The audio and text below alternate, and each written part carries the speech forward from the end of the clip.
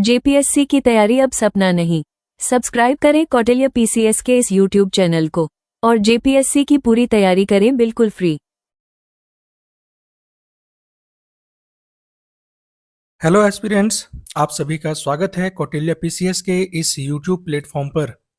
अगर आप जेट की तैयारी कर रहे हैं, जेपीएससी की तैयारी कर रहे हैं, तो उन सभी के लिए ये वीडियो जो है बहुत महत्वपूर्ण रहने वाला है, क्योंकि आज हम शुरू करने जा रहे हैं झारखंड से संबंधित जो ज्योग्राफी है उसके महत्वपूर्ण डिस्कशन को हम करेंगे। यहाँ पर क्या है कि अगर बुक के माध्यम से पढ़ा जाए तो इतनी सारी चीजें हैं पढ़ने को, पढ़ते-पढ़ते आपके पास नोट्स काफ़ी इकट्ठा हो जाएगा और एग्ज़ाम में क्वेश्चन बहुत कम पूछता है।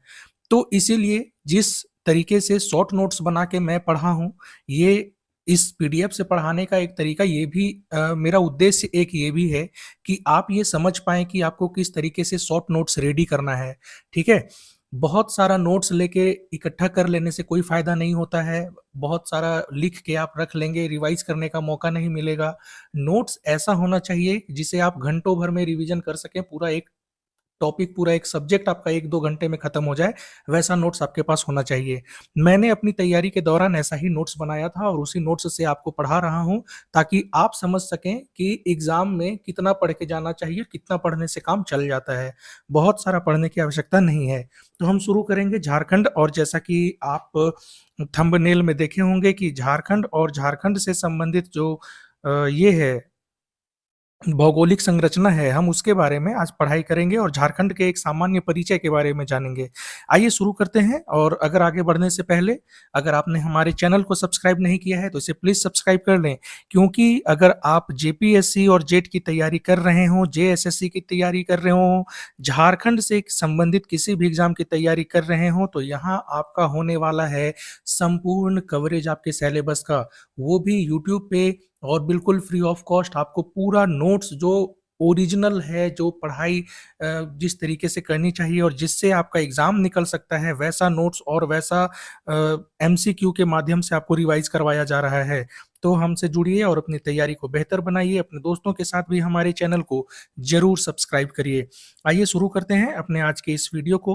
सबसे पहले झारखंड। झारखंड जो है ये गठन की दृष्टि से भारत का 28वां राज्य है, ठीक है? झारखंड के बारे में याद रखेंगे, गठन की दृष्टि से 28वां राज्य है। और बिहार के कितने प्रतिशत भूभाग को काट कर निर्मित किया गया था झारखंड को? तो 46% भूभाग को। कब अलग किया गया था? 15 नवंबर 2000 ईस्वी को, ठीक है? डेट याद रखेंगे, 15 नवंबर 2000 ईस्वी को। कितना प्रतिशत भूमि को काट करके अलग किया गया था बिहार से? 46%, याद रखेंगे, ठीक है? ये देखिए, पूर्वी देशांतर को अगर हम देखें तो 83, 19, 50 से 87, 57, ये इसका पूर्वी देशांतर है, ठीक है? झारखंड का अगर वन क्षेत्र जो हम देखते हैं, उत्तरी अक्षांश वाला यहाँ पे थोड़ा-सा छूटा हुआ है, तो मैं इसे अपडेट कर दूँगा, यहाँ पर नहीं है। अभी हम आगे बढ़ते हैं। झारखंड का जो वन क्षेत्र है, ये इसे 2 भागों में हम बाँटते हैं। एक है हमारा छोटा नागपुर का पठार और दूसरा है संथाल परगना का पठार, ठीक है? छोटा नागपुर का पठार जो है ये सबसे बड़ा भाग है झारखंड के भौगोलिक क्षेत्र का, और इसका सबसे ऊंचा भाग, अगर आपसे पूछे कि झारखंड के छोटा नागपुर पठार का सबसे ऊंचा भाग कौन सा है, तो वो है पाट। पाट क्षेत्र कहते हैं, जो झारखंड के छोटा नागपुर पठार का सबसे ऊंचा वाला भाग है, उसे क्या कहते हैं? पाट क्षेत्र कहते हैं। देखिए, अगर झारखंड के मैप को हम लोग देखते हैं तो कुछ इस तरीके से इसका मैप है, ठीक है? ये है इसका झारखंड का मैप, कुछ इस तरीके से आपको देखने को मिलेगा। अगर देखिए, अगर आपको इस तरीके से पढ़ाई में मज़ा ना आ रहा हो, तो आप हमें कह सकते हैं। इसे हम पीडीएफ के फॉर्म में बना के ले आएँगे, आपको प्रॉपर नोट्स के फॉर्म में जैसे मैं पढ़ाता रहा हूँ, वैसे मिल जाएगा। ये पढ़ाने का उद्देश्य, या इस पीडीएफ को दिखा के पढ़ाने का उद्देश्य सिर्फ़ एक ये है कि आप समझ सकें कि नोट्स को कैसे बनाया जाता है, ठीक है? तो ये देखिए, ये वाला जो क्षेत्र है हमारा, जहाँ मैं सर्कल कर रहा हूँ, ध्यान देंगे, तो पश्चिम और उत्तर वाले क्षेत्र में, उत्तर-पश्चिम वाले क्षेत्र में, तो यहाँ पर आपका पलामू का एरिया पड़ता है ना? तो इसे हम कहते हैं पलामू क्षेत्र। यहाँ पर हमारा पड़ जाता है उत्तरी छोटा नागपुर, है ना? बीच में उत्तरी उत्तर के बीच में जो पड़ता है आपका, ये पड़ जाता है उत्तर छोटा नागपुर। और सबसे पूर्वी और उत्तर क्षेत्र में जाएंगे, ये वाला क्षेत्र जहां मैं सर्कल कर रहा हूं, ध्यान देंगे तो ये हो जाएगा आपका संथाल परगना का क्षेत्र। ठीक है, फिर यहाँ बीच में जो बड़ा सा क्षेत्र आता है, ये छोटा नागपुर पठार का आता है पूरा। और अगर साउथ और ईस्ट में जाएंगे हम, तो ये वाला क्षेत्र जो आपका कोल्हान का क्षेत्र पड़ता है। तो झारखंड के मैप में, झारखंड का मैप आपको हमारे यूट्यूब व्हाट्सएप चैनल पे उपलब्ध करवा दिया जाएगा, इसका पूरा अच्छा सा मैप। तो अगर आप हमारे चैनल से नहीं जुड़े हैं तो स्क्रीन पर नंबर दिया गया है, आप उस पर अपना नाम, और अगर आप जेपीएससी की तैयारी कर रहे हैं या जेट की तैयारी कर रहे हैं तो ब्रैकेट में एग्जाम की तैयारी कर रहे हैं उसका नाम लिख दीजिएगा। और आप हमसे मैसेज कीजिए व्हाट्सएप पे, आपको हमारे झारखंड का जो जेपीएससी स्पेशल बैच है उसमें आपको ऐड कर दिया जाएगा, जहां ये सारा पीडीएफ और एमसीक्यू टेस्ट सीरीज के रूप में आपको फ्री ऑफ कॉस्ट उपलब्ध करवाया जा रहा है। साथ ही साथ आप हमारे चैनल को सब्सक्राइब भी अवश्य कीजिएगा। तो इस प्रकार से मैप का डिवीजन है जो कि मैंने आपको बता दिया है। और ये मैप का डिवीजन याद रखेंगे, आपसे पूछा जा सकता है कि झारखंड के क्षेत्र को कितने पठारी संरचना में बांटा गया है। तो झारखंड के क्षेत्र को 3 और 2 5 पठारी क्षेत्र में बांटा गया है। अब देखिए हमारे पास है झारखंड जो है, ये उत्तर से दक्षिण में विस्तार कितना है झारखंड का, 380 किलोमीटर। और पूरब से पश्चिम में जो विस्तार है ये है आपका 463 किलोमीटर। बुक का नाम मैं आपको बता देता हूं कि 2-3 बुक से मिला के मैंने ये नोट्स बनाया है। ठीक है, किसी एक बुक से ये नोट्स नहीं है। ठीक है, तो झारखंड का उत्तर से दक्षिण में विस्तार जो है ये 380 किलोमीटर है, और पूरब से पश्चिम में विस्तार जो है 463 किलोमीटर है, ये आप ध्यान रखेंगे। झारखंड का क्षेत्रफल कितना है, 79,714 किलोमीटर स्क्वायर। ध्यान रखेंगे, ऐसा क्षेत्रफल टाइप से आपका एग्जाम में पूछा जा सकता है, कई बार पूछा गया है ये सब। तो क्षेत्रफल कितना है झारखंड का, 79,714 किलोमीटर स्क्वायर। और अगर भारत के कुल क्षेत्रफल का कितना हिस्सा झारखंड में है, तो 2.42%। ठीक है, भारत के कुल क्षेत्रफल का कितना प्रतिशत झारखंड में है, तो 2.42% याद रखेंगे। और क्षेत्रफल की दृष्टि से जो झारखंड है ये 15वां सबसे बड़ा राज्य है। ठीक है, मतलब बड़े राज्यों के मामले में क्षेत्रफल की दृष्टि से झारखंड 15वें नंबर पर आता है। और अगर जनसंख्या की बात करें 2011 की जनगणना के अनुसार, तो झारखंड की जनसंख्या जो है 2011 का जो जनगणना हुआ था उसके अनुसार 3,29,88,134, भारत की कुल जनसंख्या का 2.72%।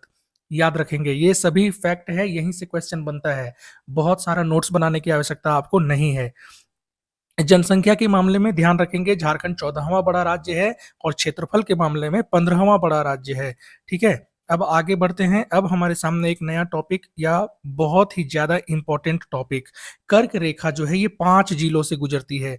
झारखंड के 5 जिलों से कर्क रेखा गुजरती है, और वो 5 जिले कौन कौन से हैं, लातेहार, लोहरदग्गा, गुमला, रांची और रामगढ़। देखिए क्वेश्चन सिर्फ ऐसे नहीं बनाया जा सकता है कि किस जिले से गुजरती है, क्वेश्चन ये भी बनाया जा सकता है कि नेतरहाट रेखा पर पड़ने वाला क्षेत्र किसको, कौन से जिले में पड़ता है। अब अगर आप नहीं पढ़े रहेंगे कि ये किसको से गुजरती है, तो ये लोहरदग्गा में है, और आप कुछ भी अंट संट मारेंगे ऑप्शन गलत हो जाएगा आपका।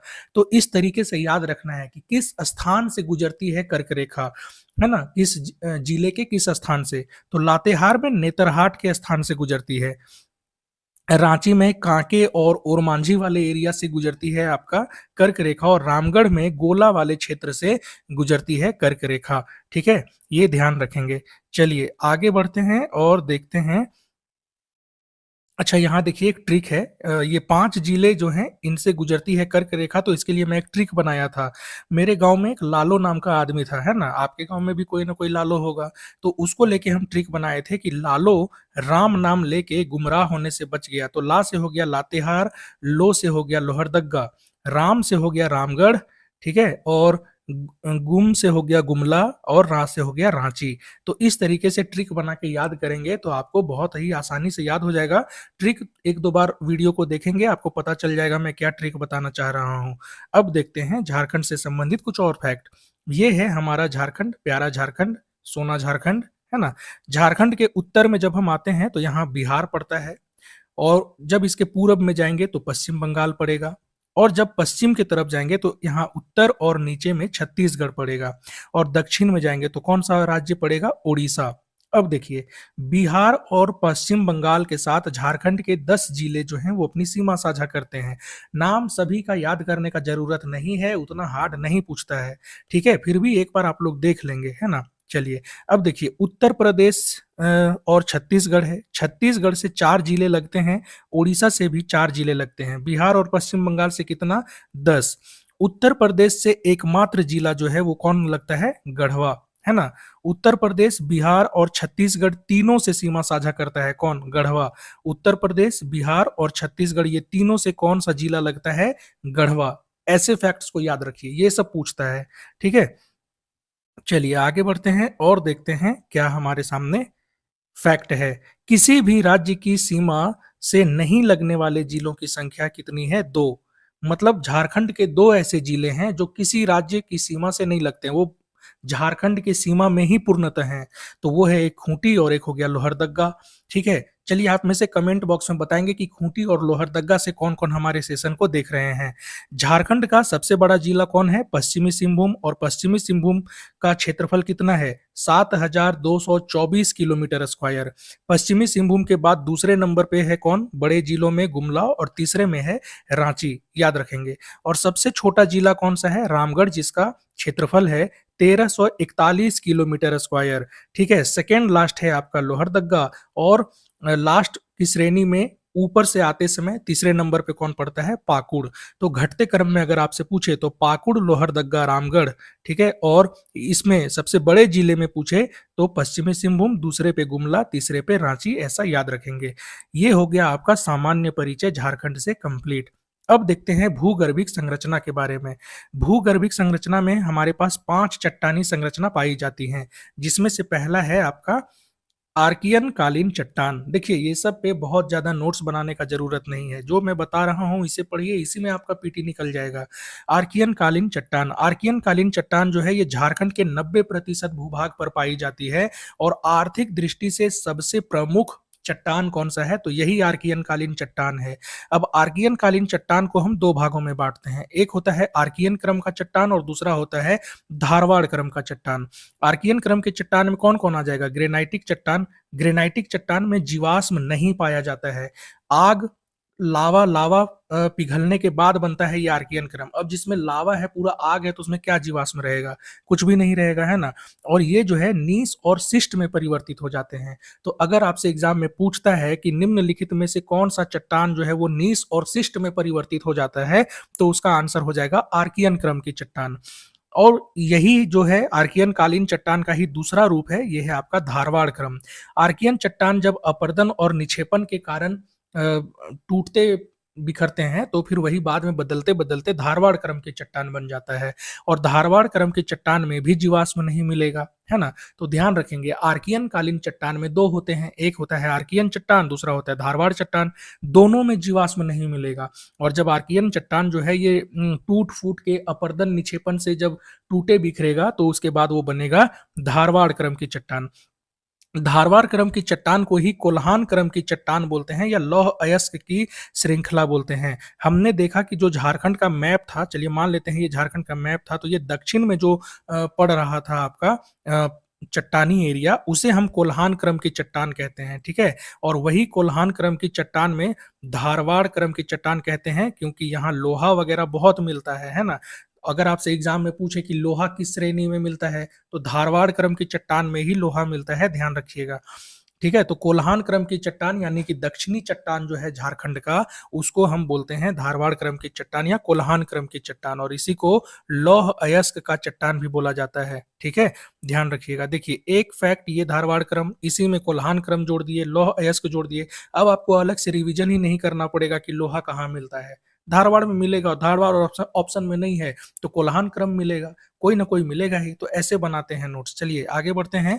अब है विंध्यन क्रम की चट्टान। विंध्यन क्रम की चट्टान कहाँ पर पाई जाती है? झारखंड के उत्तर पश्चिमी भाग में, मुख्यतः गढ़वा में। उत्तर इधर हो गया, और आपका पश्चिम, है ना? जैसे कि यहाँ पर क्या हो जाएगा, इधर साहिबगंज था, है ना? और इधर है गढ़वा, है ना? गढ़वा किधर है? उत्तर और पश्चिमी भाग में, तो ये तो पूरब ना पश्चिमी ये भाग हो गया। इधर ही गढ़वा किधर मिल जाएगा? नीचे आपका साहेबगंज से नीचे आएँगे, दुमका की तरफ आएँगे तो गढ़वा मिल जाएगा आपको, है ना? तो उत्तर पश्चिमी भाग में आपका क्या है?